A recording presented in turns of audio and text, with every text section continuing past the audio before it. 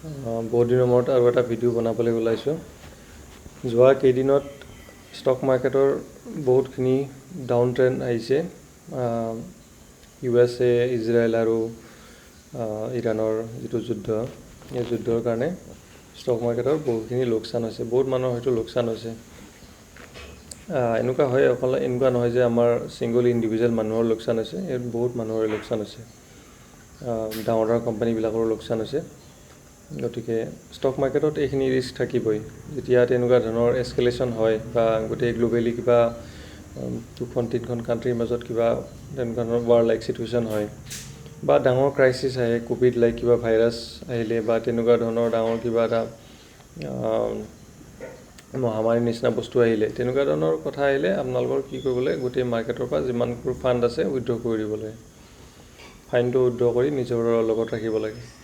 Recently নিউজত আহিছিলে যে এইটো কোটাক মহিন্দ্ৰ বেংক, তাৰপিছত IDFC, দুটা বেংকত more than 500 crores মানে ফ্ৰড হৈছিলে।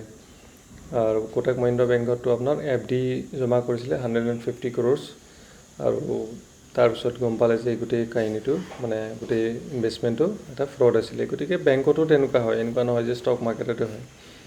ষ্টক মাৰ্কেটত ফ্ৰড নহয়, আচলতে ফ্ৰডটো কম হয়। যদি আপুনি জানি লয় তেতিয়াহ'লে ফ্ৰড হোৱাৰ স্কোপ নাথাকে, কাৰণ আপুনি জানি বুজিয়ে কৰিব চবখিনি। বাকী বেংকৰ ক্ষেত্ৰত ফ্ৰড হোৱাৰ চান্সেছ বহুত থাকে, বহুত ফ্ৰড হৈছে আগতে, আগলৈ হৈ থাকিব, কাৰণ আজিকালি AI যেতিয়া আহি গ'ল, এতিয়া আপুনি একো বস্তুকে বিশ্বাস কৰিব নোৱাৰে। AI আহি ইমান মানে ডেভেলপ হৈ গ'ল AI। এতিয়া ইয়াৰ কাৰণে কি হৈছে, নেক্সট ধৰক 1 বছৰ পিছত এনেকুৱা হ'ব, আপুনি চকুৰ আগত দেখি থকা কোনো বস্তুকে আপুনি বিশ্বাস কৰিব নোৱাৰিব, সেইটো সঁচা নে মিছা সেইটো মানে ডাউট থাকি যাব আপোনাৰ মনত। গতিকে AI ডেভেলপমেণ্টটো কোনোবা ফালৰ পৰা কামত আহিছে, কোনোবা ফালৰ পৰা প্ৰব্লেমেটিকো হৈ গৈছে। এতিয়া ভিডিঅ'টো ষ্টাৰ্ট কৰাৰ আগতে এটা ডিছক্লেইমাৰ দি লওঁ। ডিছক্লেইমাৰটো কি হ'ল, এই ডিছক্লেইমাৰটো দিব লগা হয়, মানে আজিকালি ৰুলছ আছেতো কিছুমান। This video' is aim for learning purposes only. প্ৰথম কথা, এইটো শিকাবৰ কাৰণে ভিডিঅ'টো বনোৱা হৈছে, কোনো ধৰণৰ আপোনাক প্ৰফেশ্যনেল এডভাইচ ইয়াত কৰা হোৱা নাই। এইটো এটা আপুনি বেছিক যিখিনি আমাৰ নলেজ জানিব লাগে, মানুহে ফাইনেন্সিয়েল মাৰ্কেটৰ বিষয়ে নলেজ থাকিব লাগে। নথকাৰ কাৰণে গোটেই প্ৰব্লেমটো হৈ আছে ন। এই নজনাৰ কাৰণে মানুহে বহুত কামতে ঠগ খাই আছে, বহুত কামতে আপোনালোকে যি ধৰণে আপোনালোকৰ টকা পইচা ইনভেষ্ট কৰি পইচা পাব লাগিছিল পোৱা নাই, হয়তো কোনোবাই ভুল ঠাইত ইনভেষ্ট কৰিছে, পইচা ওলাই গৈছে, তেনেকুৱা হৈছে। গতিকে এই ডিছক্লেইমাৰটো সেইটো কাৰণে দিয়া আছে। The example of stock mention in this education video or for education purposes only. No buy sell advice. Anything to do is at your own risk and after knowing the associated risk in the stock market. কোনো বিজনেছে without ৰিস্কত নচলে। পৃথিৱীত যি বিজনেছে নকৰক, এনেকুৱা কোনো business আপুনি দেখাব নাই য'ত যিটো বিজনেছত ৰিস্ক নাই। এভৰি বিজনেছ যিয়ে নকৰক আপুনি, তাত ৰিস্ক থাকিবই। গতিকে risk is a part of the business. যেনেকৈ এটা পইচা এটাৰ এফালে হেড এণ্ড টেইল থাকে, ঠিক তেনেকৈ বিজনেছতো প্ৰফিট এণ্ড লছ বুথ ছাইডত থাকে। গতিকে এইটো থাকিবই, লছ মানে ৰিস্ক থাকে। গতিকে এইটোৰ পৰা আপুনি পলাব নোৱাৰে, যি বিজনেছে নকৰক সেইটো থাকিব। ষ্টক মাৰ্কেটো আপুনি বিজনেছ হিচাপে ট্ৰিট কৰিলে ইট ইজ এ ভাল বস্তু। এইটো এটা যদি বিজনেছ হিচাপে ট্ৰিট নকৰে, তেতিয়াহ'লে এইটো ষ্টক মাৰ্কেটত আপুনি কাম কৰিব নোৱাৰে। এইটো বিজনেছ হিচাপে ল'ব লাগিব, তেতিয়াহে আপোনাৰ কামত আহিব। এতিয়া আমি ষ্টাৰ্ট কৰোঁ। লাষ্ট দেখাইছিলোঁ, এই কেণ্ডেলৰ কনচেপ্টটো দিছিলোঁ, এইটো খুব ভালকৈ জানি ল'ব, এইটো খুব প্ৰয়োজনীয় বস্তু। এই ৰেচিঅ'খিনি জানি ল'ব লাগে, এইখিনি মই বুজাই দিছিলোঁ। প্ৰাইজ একশ্যনটো কেনেকৈ হয়, যেনেকৈ ষ্টক মানে প্ৰাইজ এটা কেনেকৈ মুভ কৰে, জিগজেগ ষ্টাইলত মুভ কৰে, ষ্ট্ৰেইট এনেকৈ নাযায় কেতিয়াও। প্ৰাইজ এনেকৈ জিগজেগ ষ্টাইলত যায়। এই জিগজেগবিলাকৰ মিনিংবিলাক জানিব লাগিব, এই জিগজেগবিলাক কেনেকৈ ফৰ্ম হয়, মই বুজাই দিছিলোঁ লাষ্ট ভিডিঅ'টো, এইটো চাই ল'ব কিবা কনফিউজন থাকিলে। তাৰপিছত এটা মই ইনভেষ্টমেণ্ট টেকনিক দিছিলোঁ, ছুপাৰ ট্ৰেণ্ড 10-3 মানে ছেটিং হয় এইটো, উইকলি টাইম ফ্ৰেমত। এইটো মুভিং এভাৰেজ 200 ইউজ কৰিছিলোঁ চাগে। গতিকে এইটো দিছিলোঁ, এইখিনি লাষ্ট ভিডিঅ'টোত দিছিলোঁ। এতিয়া প্ৰেজেণ্ট আজিৰ ভিডিঅ'টোত মই ক'ব বিচাৰিম যে আপোনালোকে মিউচুৱেল ফাণ্ড কি বস্তু হয়। বহুতে মিউচুৱেল ফাণ্ডটো ভালদৰে বুজি নাপায়। মিউচুৱেল ফাণ্ডত চিপ কৰিব লাগে বুলি কয়, চিপ কৰিব লাগে কি তাৰমানে চিপ কৰিব লাগে মানে কি? মিউচুৱেল ফাণ্ড হৈছে এটা বাস্কেট মানে বাঞ্চ অফ ষ্টক। এই মিউচুৱেল ফাণ্ডে কি কৰে, বাস্কেট অফ ষ্টক, তাৰমানে তেওঁলোকে কিছুমান এজন ফাণ্ড মেনেজাৰ থাকে। এতিয়া ফাণ্ড মেনেজাৰ ময়ো কৰোঁ, মই ফাণ্ড মেনেজাৰ হিচাপে কাৰোবাৰ কাম কৰি দিব পাৰোঁ। কোনোবা এডভাইজাৰক কোনোবা যদি ফাণ্ড ইউটিলাইজ কৰে তাক ফাণ্ড মেনেজমেণ্টৰ কাৰণে এডভাইচটো দিব পাৰোঁ, সেইটোৱে ফাণ্ড মেনেজাৰ। তেওঁলোকৰো তেনেকুৱা ফাণ্ড মেনেজাৰ থাকে, এইবোৰ এক্সপিৰিয়েঞ্চ থাকে 30 years 20 years এনেকুৱা এক্সপিৰিয়েঞ্চ ফাণ্ড মেনেজাৰ থাকে। এইবোৰ বেংকত কাম কৰি অহা মানুহ, বেকগ্ৰাউণ্ড বেংকৰ পৰা আহে, বেচিকেলি আপোনাৰ ইকুইটি মাৰ্কেটত কাম কৰা মানুহবোৰৰ আহে। ইহঁতে কি কৰে, আপোনাৰ এই পইচাটো যে লয়, তাৰমানে এটা ষ্টকৰ দাম ধৰি লওক TCSৰ এটা ষ্টকৰ দাম 3000 rupees, ধৰি লওক দেই, মই কোৱা নাই একজেক্টলি 3000 নহ'ব পাৰে, ধৰি লওক TCSৰ এটা ষ্টকৰ দাম 3000 rupees। আপুনি 1000 rupeesৰ এটা চিপ কৰিলে, ছিষ্টেমেটিক ইনভেষ্টমেণ্ট প্লেন, চিপ মানে মান্থলি বা কিছুমানে উইকলি কৰে, কিছুমানে মান্থলি কৰে, কিছুমানে ডেইলি কৰা মানুহো আছে, কিছুমানে 6 মাহৰ মূৰত কৰে, কিছুমানে 2 মাহৰ মূৰত কৰে, যোনে যেনেকৈ মন যায় তেনেকৈ চিপ কৰিব পাৰে। ছিষ্টেমেটিক ইনভেষ্টমেণ্ট প্লেন, তাৰমানে আপুনি এটা ছিষ্টেমত পইচাটো মিউচুৱেল ফাণ্ডত সোমাই আছে। এই মিউচুৱেল ফাণ্ড বস্তুটোৱে হ'ল এই ষ্টকৰ 10-12টা ষ্টক বা বেছিকৈ হ'ব পাৰে। এই ফাণ্ড মেনেজাৰজনে যিমানটা ষ্টক লৈছে সেই ষ্টকৰ এটা বাঞ্চ হয়। ইয়াতে আপুনি TCSৰ ষ্টকটোৰ দাম ধৰক 3000 rupees, আপুনি 1000 rupees চিপ এটা কৰিলে, তাৰে 1000 rupeesৰ 1000 টকা ডাইৰেক্ট TCSত সোমোৱা নাই, তাৰে হয়তো অকণমানি পইচা TCSত সোমাইছে, অকণমানি অন্য ষ্টকত সোমাইছে, অকণমানি বেলেগত সোমাইছে। তাৰমানে কি হয়, মই যেনেকৈ 1000 দিছোঁ বা আপুনি 1000 দিছে, এনেকৈ ধৰক 1000জন মানুহে 1000কৈ দিলে, সেই ফাণ্ডটো ক্লাব কৰি পেলাই তেওঁলোকে একেলগে এই ষ্টকবিলাকত তেওঁলোকে ছিলেক্টেড ষ্টকবিলাকত তেওঁলোকে ইনভেষ্ট কৰে। আৰু এই ষ্টকৰ জেগাত তেওঁলোকে কিছুমান গ'ল্ড ফাণ্ড থাকে, এক্সচেঞ্জ ট্ৰেডেড ফাণ্ড থাকে, গভৰ্ণমেণ্ট বণ্ডছ থাকে বা কৰ্পৰেট বণ্ডছ থাকে, এইবিলাকতো তেওঁলোকে ফাণ্ডটো ইনভেষ্ট কৰে। তেওঁলোকে লিখি দিয়ে যে ৰিস্ক ডিছক্লোজাৰ এটা থাকে দেই, ইয়াতো লিখি দিয়ে যে ষ্টক মাৰ্কেটৰ ৰিস্কটো ইয়াতো লিখি দিয়ে তেওঁলোকে। কিন্তু আপুনি যেতিয়া কৰিব তাতে আপুনি এগ্ৰী হ'ব লাগিব পইণ্টটোত যে ৰিস্ক থাকে ইয়াতে, গতিকে ইহঁতেও সেইটো কৰে। গতিকে এইটো মিউচুৱেল ফাণ্ডটো তেনেকুৱা বস্তু, চিপ কৰে মানে মান্থলি চিপ কৰে। চিপ কৰিলে কি হয়, ধৰক আপুনি যিটো মাহত চিপটো ষ্টাৰ্ট কৰিলে সেইটো মাহত ধৰক ষ্টকৰ দাম মাৰ্কেট ডাউন আছিলে, আপুনি ইউনিট কোৱাণ্টিটিটো বেছিকৈ পালে। নেক্সট মাহত ষ্টক প্ৰাইজ ওপৰত গুচি গ'ল, মাৰ্কেট ওপৰত গুচি গ'ল, তেতিয়া আপুনি 1000 টকাত আপুনি কোৱাণ্টিটি কম পাব। ধৰক প্ৰথমতে 1000 টকাটোত যেতিয়া কৰিছিল তেতিয়া মাৰ্কেট ডাউন আছিল, আপুনি চিপ কৰিছিল, তেতিয়া আপুনি কোৱাণ্টিটি পালে ধৰক 100 কোৱাণ্টিটি। এই মিউচুৱেল ফাণ্ডৰ কোৱাণ্টিটি 100 পালে। আপুনি যেতিয়া ইটো বাঢ়ি যাব, মাৰ্কেট যেতিয়া হাই হৈ যাব, তেতিয়া আপুনি সেই একেটা 1000 টকাত নেক্সট মাহত যেতিয়া ইনভেষ্ট কৰে, তেতিয়া আপুনি কিন্তু 100 কোৱাণ্টিটি নাপালে, তেতিয়া হয়তো 90 কোৱাণ্টিটি পালে। কোনোবাটো মাহত হয়তো 70 কোৱাণ্টিটি পাব, কোনোবাটোত হয়তো 110 কোৱাণ্টিটি পাব। তাৰমানে এইটো ডিপেণ্ড কৰে মাৰ্কেটৰ আপ এণ্ড ডাউনৰ ওপৰত ডিপেণ্ড কৰে। সেই আপ এণ্ড ডাউনৰ ওপৰত বেছ কৰি চিপটোৰ কোৱাণ্টিটিটো ডিচাইড হয়। SWPটোও তেনেকুৱা বস্তু, ছিষ্টেমেটিক উইথড্ৰৱেল প্লেন। আপুনি ধৰক চিপ কৰিলে 10 বছৰৰ কাৰণে, তাৰপৰা নেক্সট 11 বছৰৰ পৰা আপুনি কি কৰিব, SWP কৰিব। তাৰমানে মই উইথড্ৰৱেল কৰিম, যে মাহে মই 5000 টকাকৈ মই এইটোৰ পৰা উইথড্ৰ কৰিম। আপুনি 5000 টকাকৈ মাহত আপুনি থৈছিলে, জমা থৈছিলে প্ৰত্যেক মাহত। ইয়াতে কি কৰিলে, 5000 টকাতে মাহে উইথড্ৰৱেল কৰিলে, তাৰমানে সেই ফাণ্ডটোৰ পৰা আপুনি 5000 উইথড্ৰ হৈ গৈ থাকিব প্ৰত্যেক মাহতে। আপোনাৰ চেলেৰি যেনেকৈ সোমাই তেনেকৈ সোমাই থাকিব। এইটো SWP বুলি কয়। মানে চিপৰ উল্টাটো হৈছে SWP। SIP মানে ছিষ্টেমেটিক ইনভেষ্টমেণ্ট প্লেন, আৰু SWP মানে ছিষ্টেমেটিক উইথড্ৰৱেল প্লেন। এই দুটা বস্তু আপোনালোক বুজাবৰ কাৰণে মই ক'লোঁ। এইটো নক'লেও হ'ল, কিন্তু আপোনালোকে গুগলত চালেও বুজি পাব, তথাপিতো এইটো জনাটো দৰকাৰ কাৰণে মই ক'লোঁ। তাৰপিছত থাকিলে এক্সচেঞ্জ ট্ৰেডেড ফাণ্ড, ETF বুলি কয়, ETF বুলি কয়। এইটো হৈছে একচুৱেলি নতুন বস্তু। এইটো আগতে মিউচুৱেল ফাণ্ড আছিলে, শ্বেয়াৰ ষ্টকছবিলাক আছিলে, এতিয়া এক্সচেঞ্জ ট্ৰেডেড ফাণ্ড আহিছে। এক্সচেঞ্জ ট্ৰেডেড ফাণ্ডটো কি হয়, তাৰমানে আমাৰ গভৰ্ণমেণ্টৰ যিটো আমাৰ নেশ্যনেল ষ্টক এক্সচেঞ্জৰ NSE বা BSEৰ যিবিলাক আপোনাৰ বেংকেক্স থাকে, BSEৰ বা আপোনাৰ NSEৰ নিফটি 50 থাকে, বেংক নিফটি থাকে, নিফটি 100 আছে, নিফটি 500 আছে। এইবোৰ হৈছে তাৰমানে কি হয়, কেইটামান ষ্টক মিলি পেলাই সেই বস্তুটো ফৰ্ম কৰে। যেনেকৈ নিফটি 50 বুলি ক'লে 50টা ষ্টকৰ এটা বাস্কেট, নিফটি 500 বুলি ক'লে 500 ষ্টকৰ এটা বাস্কেট, নিফটি নেক্সট 100 বুলি কয় কিছুমানত। নেক্সট 100 মানে নিফটি 50ৰ ওপৰত যিকেইটা 100 ষ্টক আছে সেইকেইটা তাৰ ভিতৰত পৰে। নিফটি মিড কেপ বুলি কয়, মিড কেপ মানে মিড কেপ ফাণ্ডবিলাক, মিড কেপ কোম্পানীজবিলাক তাত সোমাই থাকে।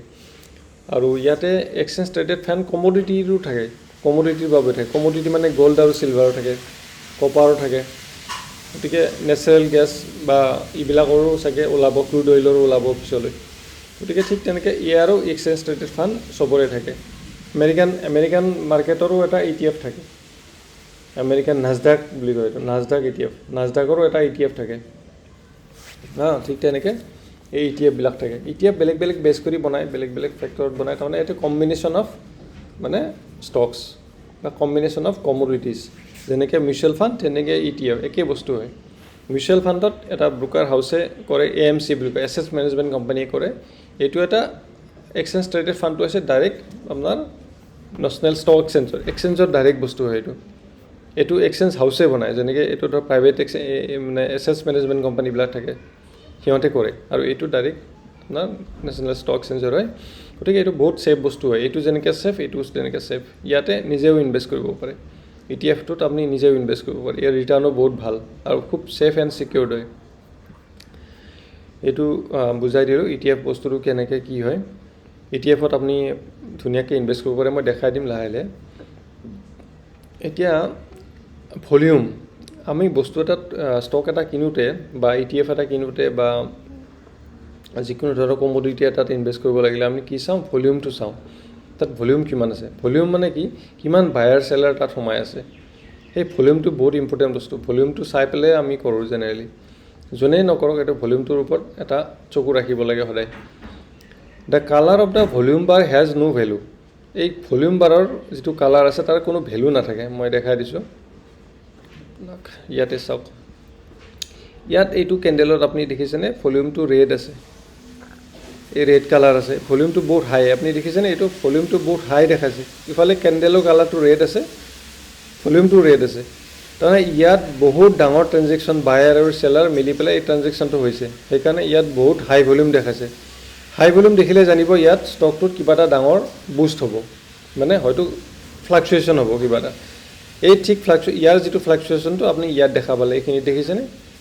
ইয়াত গেপ এটা ক্ৰিয়েট কৰি দিছে, দুডাল কেণ্ডেলৰ মাজত ইভেন গেপ ক্ৰিয়েট কৰি দিছে। ইমান ডাঙৰ গেপ কেতিয়া ক্ৰিয়েট হয় জানে? যেতিয়া আপোনাৰ খুব হাই ভলিউমত ট্ৰেনজেকশ্যন হয়, বহুত চেলাৰ বায়াৰ ইনভলভ হৈ যায়, ষ্টকটোত বহুত ডাঙৰ মানে চেলাৰ বায়াৰ সোমাই যায় তাত, তেতিয়া এনেকুৱা ধৰণৰ ভলিউম বুষ্ট আপ হয়। তেতিয়া এনেকৈ গেপো ক্ৰিয়েট হৈ যায়, মানে ষ্টকটো জাম্প মাৰি গুচি যায়, ইয়াতে জাম্পিং কৰি গুচি গৈছে ইয়ালৈকে। গতিকে এই ভলিউমটো তেনেকুৱা বস্তু। ভলিউম বস্তুটো তেনেকুৱা। ভলিউমৰ কালাৰৰ কোনো মেটাৰ নকৰে। বহুতে চাই ভলিউমৰ এইটো গ্ৰীণ কালাৰ বাৰ আছে, এইটো ৰেড কালাৰ। ৰেড গ্ৰীণৰ লগত কোনো মতলব নাই। ভলিউম ডাঙৰ ভলিউম দেখা দিছে মানে এইটো ডাঙৰ চেলাৰ বায়াৰ ডাঙৰ ভলিউমত তাৰ ট্ৰানজেকশ্যনটো ডাঙৰ হৈছে। গতিকে এইটো চান্স আছে যে এইটো কোনোবা পিনে প্ৰাইচটো মুভ হ'ব। চাওক, আৰু এটা বস্তু মই ইয়াত কৈ দিওঁ, stock market is a high reward business with equal amount of manageable risk. Manageable risk বুলি কৈছোঁ মই। তাৰমানে ৰিস্কটো মেনেজ কৰিব পাৰি। এনেকুৱা নহয় যে ৰিস্ক আছে মানে মোৰ পইচা যাবই। আপুনি ৰিস্কটো মেনেজ কৰিব পাৰে। You can manage the risk, মানে জানিলে, শিকিব লাগিব, শিকিলে আপুনি ৰিস্কটো মেনেজ কৰিব পাৰে। There is no' business in this world without a risk parameter. কোনো ৰিস্ক পেৰামিটাৰ নাথাকে কোনো বিজনেছ নাথাকে। Treat it like a business to grow' and sustain in the market. মানে এইটো বিজনেছ হিচাপে আপুনি যেতিয়া ট্ৰিট কৰে তেতিয়াহ'লে আপুনি গ্ৰ'ও হ'ব আৰু মাৰ্কেটত আপুনি ছাষ্টেইনো কৰিব পাৰিব। Here you will be rewarded sure for patience. মানে আপোনাৰ যদি ধৈৰ্য থাকে, পেচেঞ্চ থাকে, তেতিয়াহ'লে আপুনি ৰিৱাৰ্ডো পাব, সেইটো 100% চিয়'ৰ। কিন্তু পেচেঞ্চ লাগিব আপোনাক। ইম্পেচেণ্ট মানুহে এই বিজনেছটোত হাতে দিব নালাগে। মই আগতেও বহুতবাৰ কৈছোঁ, এতিয়াও ক'ম, আগলৈও কৈ থাকিম। ইম্পেচেণ্ট মানুহৰ কাম নহয় এইটো। ইম্পেচেণ্ট যদি বুলি ভাবে নিজকে যে মই ইম্পেচেণ্ট হয়, তেতিয়াহ'লে you should not come to stock market. বেলেগ কিবা কৰক, এইটোত কিন্তু আপোনাৰ কাম নাই। এতিয়া মই এটা সৰু শ্বৰ্ট মানে এটা একদম চিম্পল বস্তু এটা দেখাম। চিম্পল মানে কি? Moving average. মানে এলবাৰ্ট আইনষ্টাইনেও কৈছিলে, মই যোৱা কেইদিনমান আগতে এটা লাইনছ পঢ়িছিলোঁ যে জিনিয়াছ, স্মাৰ্ট, মানে যিবিলাক মানুহ থাকে জিনিয়াছ হয়, স্মাৰ্ট হয় বা ইণ্টেলিজেণ্ট হয়, চবৰে ওপৰত তেওঁ ৰাখিছিলে চিম্পল কিয় ৰাখিছিলে? যিকোনো চিম্পল কামতে আপোনাৰ মানে ছাকচেছ হোৱা চান্সটো বেছি থাকে। বেছি কমপ্লেক্সিটিত গ'লে ছাকচেছ হোৱাটো মানে পাৰফৰ্মেঞ্চটো কমি যায়। গতিকে চিম্পল, কিপ ইট চিম্পল, যিমান চিম্পল থাকিব সিমানে ভাল হ'ব। এনেকৈ এতিয়া মই মুভিং এভাৰেজৰ এটা, মুভিং এভাৰেজ মানে কি মই বুজাই দিছোঁ আগতে, মানে মুভিং এভাৰেজ মানে কি যেতিয়া প্ৰাইচটো মুভ হৈ গৈ থাকে, কেণ্ডেলটো এনেকৈ মুভ হৈ গৈ থাকে, ইয়াতে ক্লজিং প্ৰাইচ, হাই প্ৰাইচ আৰু ল' প্ৰাইচ থাকে।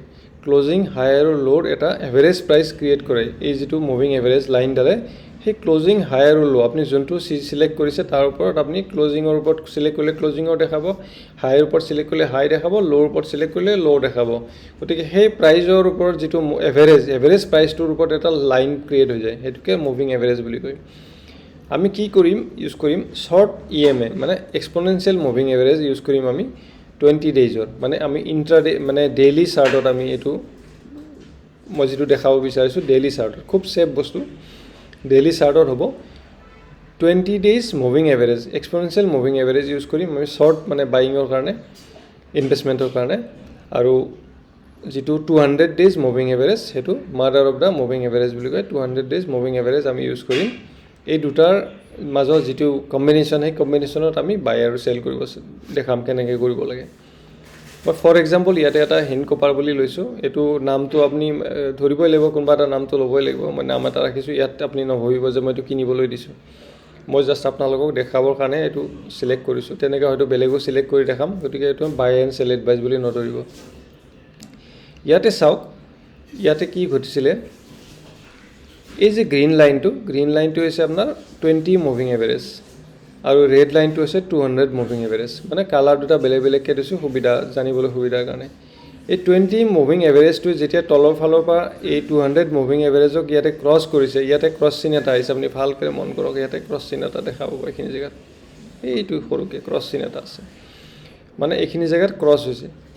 ক্ৰছ হোৱাৰ লগে লগে যদি এই যিটো আমাৰ কেণ্ডেলবিলাক আছে, এই প্ৰাইচটো যেতিয়া আপোনাৰ এই 20 মুভিং এভাৰেজ মানে গ্ৰীণ কেণ্ডেলৰ ওচৰ চাপে ক্ৰছ হৈছে, ফাৰ্ষ্ট কিন্তু ক্ৰছ হ'ব লাগিব দেই, প্ৰথম হৈছে ক্ৰছ হ'ব লাগিব। ইয়াৰ লগত আপুনি RSI ইউজ কৰিব পাৰে, মই সেইটো কৰা নাই, বেছি কমপ্লেক্সিটিত যোৱা নাই, চিম্পলকৈ ৰাখিছোঁ। ইয়াতে 20 মুভিং এভাৰেজে যেতিয়াই 200 মুভিং এভাৰেজক তলৰ ফালৰ পৰা ক্ৰছ কৰিব, মনত ৰাখিব তলৰ ফালৰ পৰা ক্ৰছ কৰিব, ফ্ৰম বটম টু আপ যেতিয়া ক্ৰছ কৰি যাব, সেই ক্ৰছটো আগতে হ'ব লাগিব। হয়তো যোৱাকালি ধৰক ক্ৰছটো হ'ল, যোৱাকালি দেখালে, যোৱাকালি লগে লগে ক্ৰছ হোৱাৰ লগে লগে আপুনি তাত সোমাই নিদিব। নেক্সট দিনা চাওক যে প্ৰাইচটো এই যিটো কেণ্ডেলটো আপোনাৰ 20 মুভিং এভাৰেজৰ ওচৰত আহিছে নেকি। যদি 20 মুভিং ওচৰত ক্ল'জ টু ক্ল'জ আহিছে, যদি টাচ হৈ গৈছে আৰু ভাল, যদি ক্ল'জ হৈ গৈছে তেতিয়াহ'লে সেইটো জেগাত আপুনি বাই ষ্টাৰ্ট কৰিব পাৰে, আপুনি বাই কৰিব পাৰে। ইয়াতে আমাৰ প্ৰাইচ কি আছিলে, 275 ৰুপিজ আছিলে, 275 ৰুপিজ আছিলে। আপুনি ইয়াতে এইখিনি ঠাইত, ইয়াত যদি আমি কেলকুলেটৰ লওঁ, কেলকুলেটৰ কৰি দেখাই দিওঁ মই, ইয়াতে প্ৰাইচ আছিলে 275 আৰু এইখিনি জেগাত কি হ'ল, যেতিয়া 220 মুভিং এভাৰেজৰ পৰা ওপৰত গুচি গ'ল, ইয়াত কিন্তু মাজে মাজে 20 মুভিং এভাৰেজৰ তলৰ প্ৰাইচটো আহিছে দেই, আহিলেও আমি এক্সিট নকৰোঁ, কাৰণ আমি ইয়াতে যেতিয়া বাই কৰিম, ইয়াতে ষ্টপ লছটো আমি 200 মুভিং এভাৰেজৰ তলত আমি ষ্টপ লছ ৰাখিম। মানে ৰিস্ক মেনেজমেণ্ট, মই যে কৈছিলোঁ অলপতে ৰিস্ক মেনেজমেণ্টৰ কাৰণে আমি কি কৰিম, এই 200 মুভিং এভাৰেজৰ তলত আমি ষ্টপ লছ ৰাখি থ'ম। যদি এইটো কিবা কাৰণে কেণ্ডেলে ক্ৰছ হৈ আহি 200 মুভিং এভাৰেজৰ তলত ক্ৰছ কৰি দিয়ে, তেতিয়া আমি এক্সিট কৰি দিম। যিটো লছ আছে সেইটো লছ আমি একচেপ্ট কৰিব লাগিব, হৈ যায় লছ হ'বই, বিজনেছত লছ হয়, ঠিক তেনেকৈ এইটো লছটো আমি একচেপ্ট কৰি ওলাই যাব লাগিব, যাতে ফাৰ্ডাৰ আৰু বেছিকৈ লছ নহওক। আপুনি ধৰক 10,000 টকা ইনভেষ্ট কৰিছিলে, 10,000 টকাৰ আপোনাৰ ধৰি লওক 700 টকা এটা লছ হৈ গ'ল ইয়াতে, গতিকে 700 টকা লছ হোৱাৰ আপুনি এক্সিট কৰি দিয়ক। যদি আপুনি এক্সিট কৰি নিদিয়ে, ই হয়তো 2,000 টকা আপোনাৰ লছ কৰি দিব। গতিকে সেইটোকে ৰিস্ক মেনেজমেণ্ট বুলি কয়। আমি এইখিনিতে ৰিস্ক মেনেজমেণ্টৰ কাম হয়। ৰিস্ক মেনেজমেণ্টৰ কামে আমি 200 মুভিং এভাৰেজ ৰাখিছোঁ, ইয়াত যেতিয়া ক্ৰছ হ'ব তেতিয়া আমি ওলাই যাম। যিহেতু আমাৰ ইয়াত ক্ৰছ হোৱা নাই, যদিও তলত নামিছে, 20 মুভিং এভাৰেজৰ তলত নামি আহিছে, আকৌ উঠি গৈছে, আকৌ তলত আহিছে, কিন্তু 200 মুভিং এভাৰেজত টাচ কৰা নাই। যদি 200 মুভিং এভাৰেজত টাচ কৰিলেহেঁতেন তেতিয়াহ'লে আমি ইয়াতে এক্সিট কৰিলেহেঁতেন। যিহেতু ক্ৰছ কৰা নাই, তেতিয়াহ'লে আমি ইয়াতে ছাষ্টেইন কৰিম, আমি ৰৈ থাকিম ইয়াতে, ৱেইট কৰিম যদি কিমানলৈ যায়। ইয়াতে কি হ'ল, 20 মুভিং এভাৰেজৰ পৰা মানে দূৰত গুচি গ'ল, যেতিয়া আপোনাৰ কেণ্ডেলবিলাক 20 মুভিং এভাৰেজৰ পৰা গুচি গ'ল, ওপৰত দূৰত গুচি গ'ল নহয়, far away from the 20 moving average, তেতিয়া জানিব আমি এক্সিটৰ টাইম হৈছে, আমি প্ৰফিট বুক কৰিবলৈ সময় হৈ গৈছে। গতিকে আমি ইয়াতে ধৰক প্ৰফিট বুক কৰিলোঁ, ইয়াতে আছে 536, কিন্তু ইয়াত বহুত ওপৰত গৈছে যে 700ৰ ওপৰত গুচি গৈছে, মই তালৈকে নাযাওঁ বাৰু, ইয়াতে ধৰিলোঁ 536 মাইনাছ 276 আপোনাৰ 260 মানে পাৰ শ্বেয়াৰ, এটা শ্বেয়াৰত 260 ৰুপিজকৈ আপুনি গেইন কৰিলে। যদি আপুনি 100 শ্বেয়াৰ আপুনি বাই কৰিলেহেঁতেন তো 26,000 আপুনি গেইন কৰিলে এইটো ষ্টকত। পিৰিয়ডটো কিমান মই সেইটো দেখাই দিওঁ ন। পিৰিয়ডটো চাওক, ইয়াতে ক্ৰছ হৈছিলে কেতিয়া, 16 ছেপ্টেম্বৰ 2025ত হৈছিলে। আপুনি ধৰক এইখিনিত বাই কৰিলে, 19 ছেপ্টেম্বৰত বাই কৰিলে, তো ছেপ্টেম্বৰৰ পৰা 19 ছেপ্টেম্বৰৰ পৰা বাই কৰিলে আপুনি ইয়াতে এক্সিট কৰিলে কিমান 29 ডিচেম্বৰ। তো কিমান হ'ল আপোনাৰ ছেপ্টেম্বৰৰ পৰা 29 ছেপ্টেম্বৰৰ পৰা বা 19 ছেপ্টেম্বৰৰ পৰা 29 ডিচেম্বৰ, অক্টোবৰ, নৱেম্বৰ, ডিচেম্বৰ, অলমষ্ট 3.5 মান্থছ বুলি ধৰি লওক আপুনি। 3.5 মান্থছত আপুনি কি কৰিলে, 26,000 টকা আপুনি পালে, প্ৰফিট পালে। কিমান টকা ইনভেষ্ট কৰিছিলে, ইয়াৰ প্ৰাইচটো আছিলে 276 ইনটু 100 কিমান হ'ল 27,600 ইনভেষ্ট কৰিছিলে আপুনি। আপুনি পালে কিমান কওক, 536 লেছ 276 কিমান হ'ল ইনটু 100। মই খুব লাহে লাহে কৰিছোঁ যাতে আপোনালোকে ট্ৰেক কৰিব পাৰে। 26,000 টকা আপুনি 26,000 টকা লয়, 26,000 টকাই পালে, প্ৰফিট হ'ল ন এইটো। গতিকে আপুনি ভাবক পইচাটো অলমষ্ট ডাবল হৈ গৈছে, 90% আপোনাৰ গেইন হৈছে ইয়াতে। গতিকে মই কোৱা নাই যে চবতে 90% গেইন হ'ব, আপুনি তেনেকুৱা ষ্টক বিচাৰি ওলাবও পাৰিব লাগিব য'ত নেকি তেনেকুৱা পটেঞ্চিয়েল থাকে। গতিকে সেইটো কাৰণে আপোনাক ষ্টাডি লাগিব, আপুনি ষ্টাডি কৰিব লাগিব, ষ্টাডি কৰিলে সেইটো পচিবল হয়। মই দেখাইছোঁ যে পচিবিলিটিছ কি আছে ষ্টক মাৰ্কেটত, এনেকুৱাই পচিবিলিটিছ থাকে, কিন্তু পচিবিলিটিছটো মানুহে ল'ব নোৱাৰে। কি কাৰণে, মানুহবিলাকে খুব ক্ৰেজি হয়, খুব কম টাইমত লাগে, দৌৰা দৌৰি লগাই, ৰিস্ক মেনেজমেণ্ট নাই। এই গোটেই ৰিস্ক মেনেজমেণ্ট মেনেজ নকৰাৰ কাৰণে গোটেই প্ৰব্লেমটো ক্ৰিয়েট হয়। এনেকুৱা নহয় যে প্ৰতিটো ষ্টকতে আপোনাৰ লাভ কৰিব, কোনোবাটোত কেতিয়াবা আপোনাৰ লছো হ'ব, কিন্তু কোনোবাটোত যে লাভ হ'ব। গতিকে তেনেকেই ষ্টক মাৰ্কেট চলে। মই ইয়াত দেখাই দিওঁ, ইয়াতে হিন কপাৰত মই বেলেগ এটা দেখাই দিওঁ, ধৰক অন্য ষ্টক এটা দেখাই দিম। আপুনি ধৰক এটা নিফটি 20 বুলি এটা বস্তু আছে, নিফটি 20 আপটো নিফটি 50 ইণ্ডেক্স হয়। ইয়াতে নিফটি 20ত আপুনি বেক এণ্ডৰ ডাটা চাওঁ মই। নিফটি 20ত ইয়াতে আছিলে, চাওক ইয়াতে ক্ৰছ হৈছে, এইটো ক্ৰছ মাৰ্ক দিছে ইয়াতে, আপুনি চাওক ইয়াতে ক্ৰছ মাৰ্ক দিছে।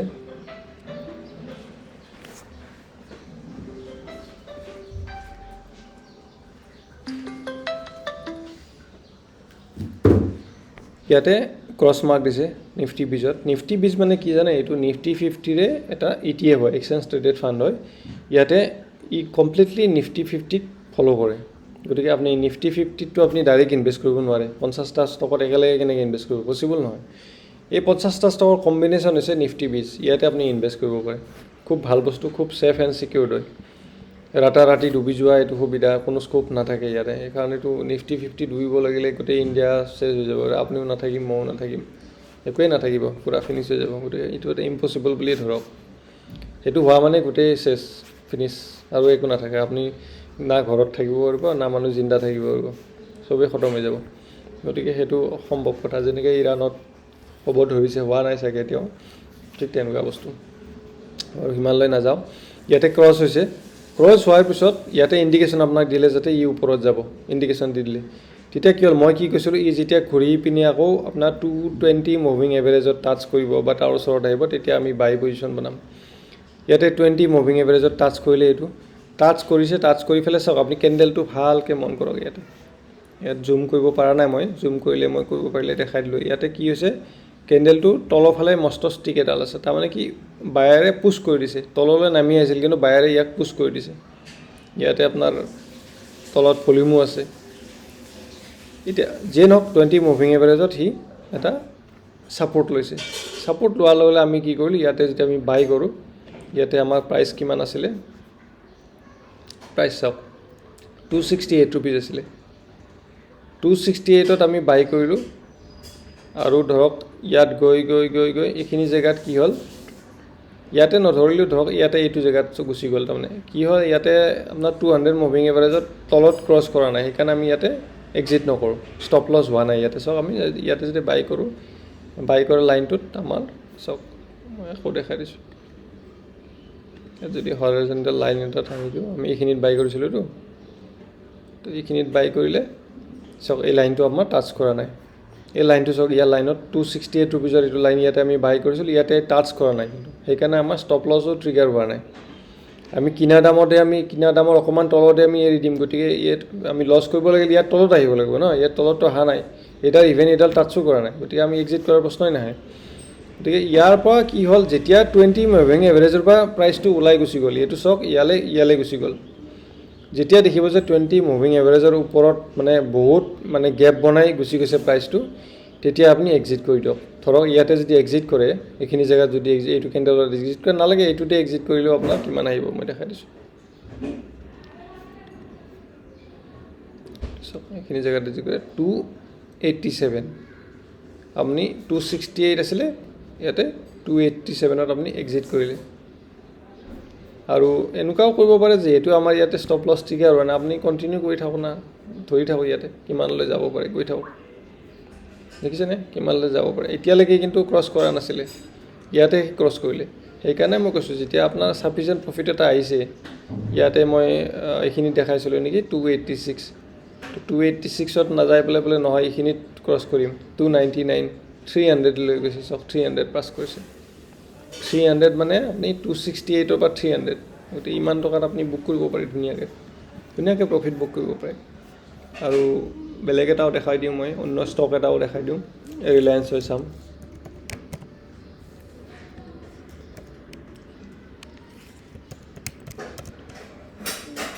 ৰিলায়েন্স চবেই চিনি পায় ৰিলায়েন্সকে দেখাই দিওঁ আপুনি ৰিলায়েন্সৰ ষ্টক মই দেখাই দিছোঁ ৰিলায়েন্সত কি ঘটিছিলে ৰিলায়েন্সৰ কাহিনী চাওক ৰিলায়েন্সত এইখিনি জেগাত 20 মুভিং এভাৰেজে 200 মুভিং এভাৰেজৰ পৰা ওলাই গুচি গ'ল এইটো যেনিবা তলৰ ফালৰ পৰা ক্ৰছ হোৱা নাই বা টাচ কৰি ওলাই গুচি গৈছে এইখিনি জেগাত ক্ৰছ অভাৰ হৈছে টাচ কৰি ওলাই গৈছে এইটো এটা ভেলিড কণ্ডিশ্যন হয় ইয়াতে আমাৰ বাই কণ্ডিশ্যন বনি গৈছে ইয়াতে যদি বাই কণ্ডিশ্যন বনি গৈছে এইখিনি জেগাত কিমান প্ৰাইচ আছিল আপুনি চাওক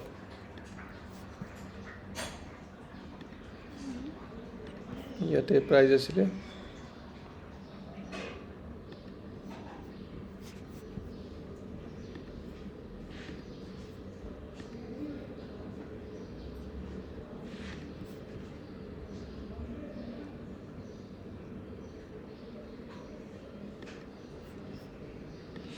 এতিয়া চাওক এইখিনি জেগাত ক্ৰছ কৰিলে আমি ধৰক এইখিনিত বাই কৰিলোঁ ইয়াতে প্ৰাইচ আছিলে কিমান 1377 আপুনি 1377 এটা ষ্টকত আপুনি বাই কৰিলে প্ৰাইচটো গুচি গ'ল ইয়াৰ পৰা মই কৈছিলোঁ কি যে ইয়াৰে 20 মুভিং এভাৰেজ পৰা দূৰত গৈ যাবলৈ বাট চাব লাগে যাতে এইখিনিও দূৰত গৈছে আপুনি হয়তো ইয়াতো এক্সিট কৰিব পাৰে কিন্তু ইয়াত এক্সিট নকৰি যদি ৰৈ থাকে কাৰণ আমাৰ ষ্টপ লছটো এইখিনিত থাকিব 1377ত বাই কৰিলে 1377ত তলৰ ষ্টপ লছ থাকিব আমাৰ মানে যিটো ৰিস্ক মেনেজমেণ্ট বুলি কয় সেইটো তলত থাকিব গতিকে আমাৰ ভয় খাবলৈ কোনো কাৰণ নাই ই গৈ আছে ইয়ালৈকে যেতিয়া যাব দেখিছোঁ যে এইখিনি ভালেখিনি গেপ বনাইছে অলমষ্ট এই যিটো টপ লাষ্ট যিটো টপ আছিলে সেই টপটো ইয়াতে ক্ৰছ কৰিলে গতিকে লাষ্ট টপটো ক্ৰছ কৰাৰ লগে লগে আপুনি ইয়াত 1577 আপুনি এক্সিট কৰি দিয়ক আপুনি কিমান পালে মই দেখাই দিছোঁ ইয়াতে 1577 minus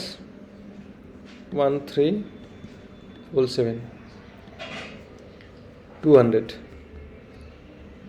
200 rupees পাৰ শ্বেয়াৰ আপুনি গেইন কৰিলে গতিকে ঠিক তেনেকৈ ধৰণৰ মানে এই বস্তুটো 20 মুভিং এভাৰেজ আৰু 200 মুভিং এভাৰেজ ইউজ কৰি আপুনি ধুনীয়াকৈ বাই কৰিব পাৰে কিন্তু সেইটোৱে পেচেঞ্চ লাগিব আপোনাক এই চাবলৈ অলপমান প্ৰেক্টিচ লাগিব নতুনতে আপোনাৰ অলপ অসুবিধা হ'ব আৰু সেইটো কাৰণে কৈছোঁ যে কিছুদিন প্ৰেক্টিচ কৰিব লাগিব কিছুদিন প্ৰেক্টিচ কৰিলে হ'ব যেনেকৈ আৰু এটা মই দেখাই দিওঁ ষ্টক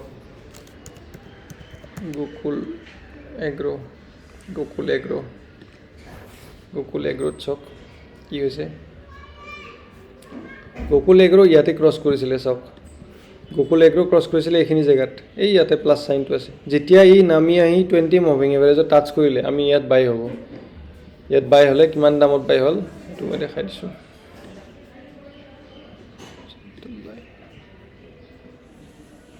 এইখিনিতে বাই কৰিলোঁ আমি 37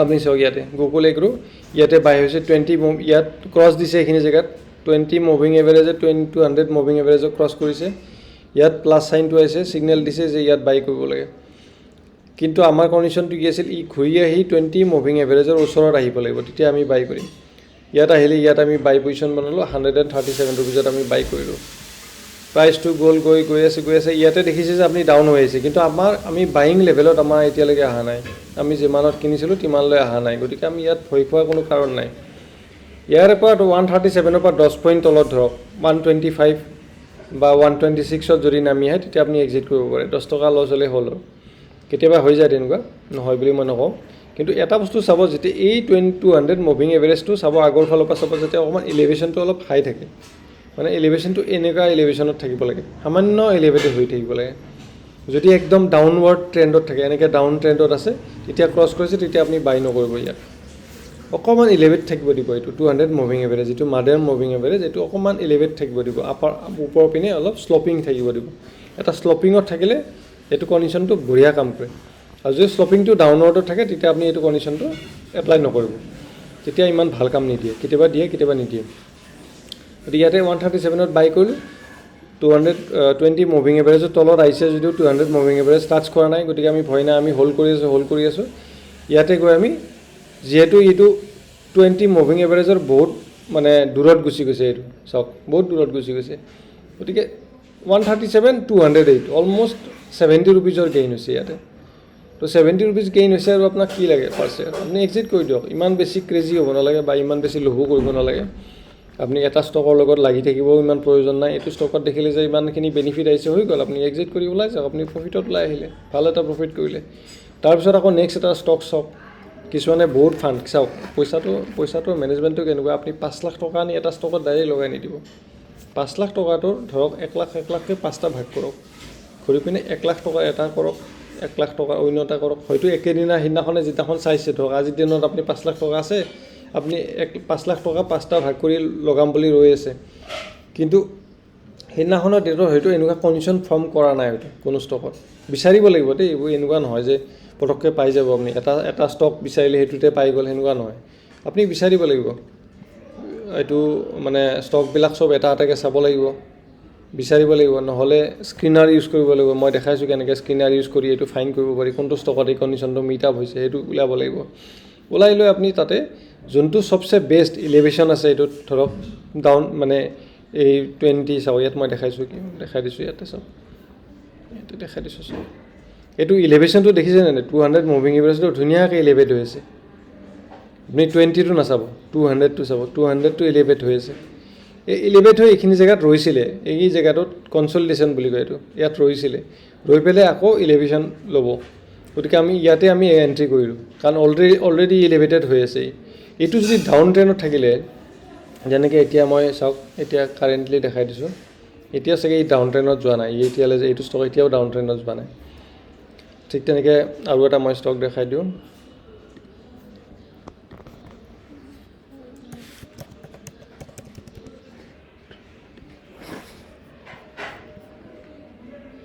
এইটো ষ্টক চাওক এইটো ডাউন ট্ৰেণ্ডত আহিছে এতিয়া বাই কৰিব সময় হোৱা নাই এই যেতিয়া অকণমান আপ ট্ৰেণ্ড ল'ব তেতিয়া বাই কৰিব পাৰে ইয়াতো ৰিস্ক লৈ কৰিব পাৰে কিন্তু মই দেখা নাই ইয়াতে কণ্ডিশ্যন হোৱা নাই মই এটা কণ্ডিশ্যন দেখিছোঁ যে এই 20 মুভিং এভাৰেজটো 200 মুভিঙৰ পৰা বহুত দূৰত গুচি গৈছে গতিকে দূৰত গুচি গৈছে মানে কি এইটো টাইম হৈছে যে ৰিভাৰ্চেল ল'ব ই উল্টাকৈ ৰিভাৰ্চেল লোৱা টাইম হৈ গৈছে কাৰণ এই দুটা মুভিং এভাৰেজৰ মাজত যেতিয়া ডিষ্টেঞ্চটো বাঢ়ি যায়গৈ এই দুটা মুভিং এভাৰেজৰ মাজত ডিষ্টেঞ্চ যেতিয়া বেছি হৈ যায় তেতিয়া সি ৰিভাৰ্চেল লয় এইটো যেতিয়া বেছি হৈ গৈছে ন এইটো ৰিভাৰ্চেল লোৱা টাইম হৈ গৈছে ইয়াত ঠিক তেনেকৈ এইটো চাওক এইটো ধুনীয়া ইলিভেশ্যনত আছে আপৱাৰ্ড ইলিভেশ্যনত আছে এইটো আপৱাৰ্ড ইলিভেশ্যনত আছে ইয়াতে বাই কৰিবলৈ বহুত সুবিধা দিছে ইয়াতে এইখিনিতে বাই কৰিবলৈ সুবিধা দিছে ইয়াতো বাই কৰিবলৈ সুবিধা দিছে ঠিক তেনেকৈ এনেকুৱা ষ্টক বিচাৰিলে বহুত ওলাব বহুত পাব গতিকে এইটো বিচাৰিব লাগিব, অলপ কষ্ট কৰিব লাগিব। এই কনচেপ্টটো আপুনি বুজি পাইছেনে নাই? কনচেপ্টটো মই বুজাবলৈ বহুত চেষ্টা কৰিছোঁ, যেনে বুজি পায় আপোনালোকে।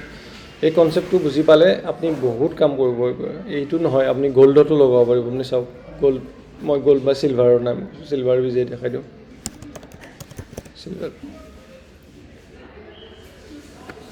চিলভাৰত দেখাইছোঁ, চাওক চিলভাৰত দেখিছে নাই কেনেকুৱা হৈছে কণ্ডিশ্যন।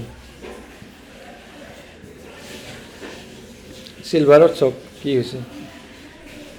চিলভাৰত ইয়াতে দেখিছে এইখিনি জেগাত ক্ৰছ হৈছিলে, ইয়াতে কিন্তু 200 মুভিং এভাৰেজৰ তলত এবাৰ আহি গৈছে প্ৰাইচটো। এইটো বঢ়িয়া টাইম আছিলে বাই কৰিবলৈ।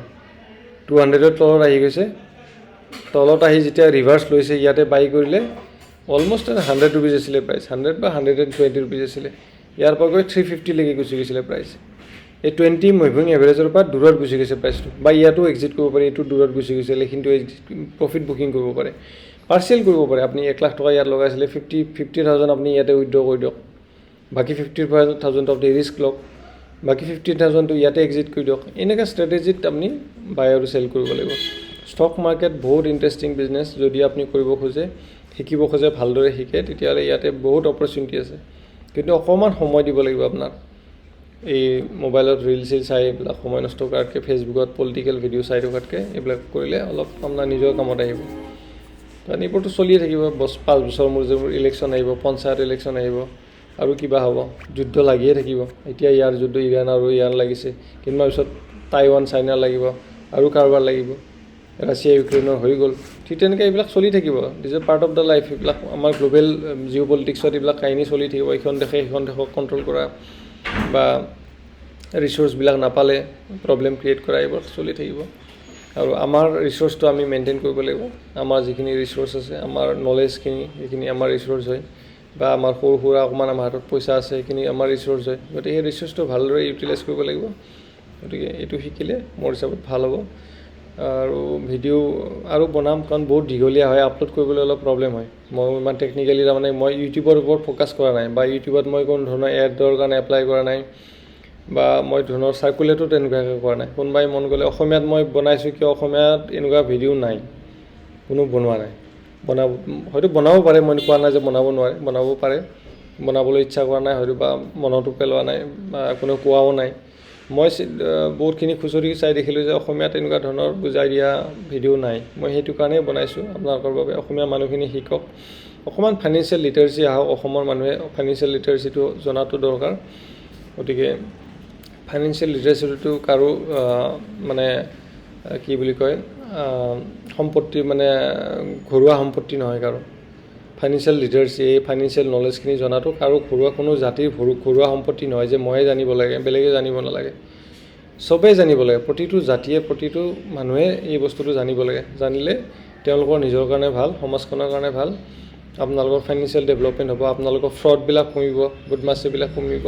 গতিকে মোৰ শুভেচ্ছা থাকিলে আপোনালোকে শিকক। মোৰ ফালৰ পৰা মই সদায় হেল্প কৰিম, বা শিকাবলৈ চেষ্টা কৰিম। ময়ো ইমান জানো বুলি মই নকওঁ, যিখিনি জানো, যিখিনি মই মোৰ অভিজ্ঞতাৰে বা নলেজেৰে শিকিছোঁ, সেইখিনি মই ডেলিভাৰ কৰিছোঁ আপোনালোকক।